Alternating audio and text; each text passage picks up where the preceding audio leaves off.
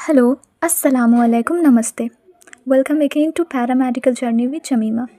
आज हम यूरिन के स्पेसिफिक ग्रेविटी को मेज़र करने के 3 इम्पॉर्टेंट मेथड्स के बारे में पढ़ेंगे।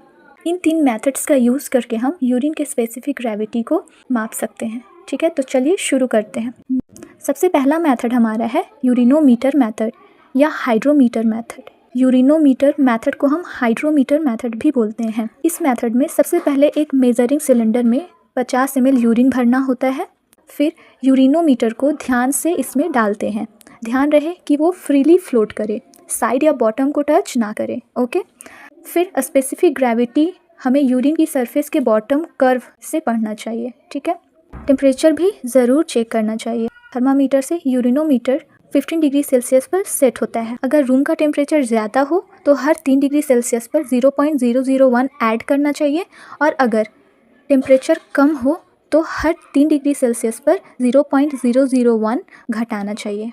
अब ऐसा क्यों होता है? 15 डिग्री सेल्सियस और यूरिनोमीटर का क्या संबंध है? तो देखिए, पहले क्या होता था, यूरिन एनालिसिस की शुरुआत जब हुई थी तो कलर स्मेल से डायग्नोस होता था। स्पेसिफिक ग्रेविटी का कंसेप्ट उस टाइम नहीं था, लेकिन हैवीनेस या लाइटनेस ऑफ यूरिन को फील करके कंक्लूजन लिया जाता था। ठीक है। जब यूरिनोमीटर का इन्वेंशन हुआ और उसका यूज़ शुरू हुआ तो इसे कैलिब्रेट किया गया। यूरिनोमीटर जो है वो एक ग्लास फ्लो डिवाइस होता है जो लिक्विड की डेंसिटी के अकॉर्डिंग फ्लोट या श्रिंक करता है। लेकिन ये इंस्ट्रूमेंट टेम्परेचर सेंसिटिव था, क्योंकि लिक्विड की डेंसिटी टेम्परेचर के साथ चेंज होती है। इसकी स्टैंडर्ड टेम्परेचर दी गई जो 20 डिग्री सेल्सियस या 15 डिग्री सेल्सियस माना गया। इसी वजह से साइंटिस्ट ने एक सिंपल करेक्शन रूल डेवलप किया। हर 3 डिग्री सेल्सियस चेंज पर 0.001 ऐड या सब्सट्रैक्ट करने वाला। ओके। दूसरा मेथड है हमारा रिफ्रैक्टोमीटर मेथड। इस मेथड में सिर्फ 1 से 2 बूंद यूरिन की ज़रूरत होती है। रिफ्रैक्टोमीटर रीडिंग को स्केल या डिजिटल स्क्रीन पर दिखाता है। ये मेथड लाइट के रिफ्रैक्शन पर बेस्ड होती है।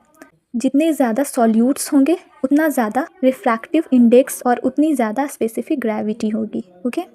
तीसरा मेथड है हमारा रिएजेंट स्ट्रिप मेथड।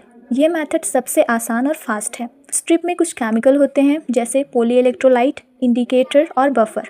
ये केमिकल यूरिन के आयंस के साथ रिएक्ट करते हैं, जिससे पीएच चेंज होता है और स्ट्रिप का कलर चेंज होता है। कलर चेंज होते ही स्पेसिफिक ग्रेविटी का पता चल जाता है। ओके। तो students, urine specific gravity measure करने के 3 तरीके हैं: urinometer, refractometer and reagent strip method. हर मेथड का अपना इंपॉर्टेंस है। सो वीडियो पसंद आए तो प्लीज़ लाइक करें, चैनल को सब्सक्राइब करें और बेल आइकन को दबाएं। मिलते हैं अगले एजुकेशनल वीडियो में।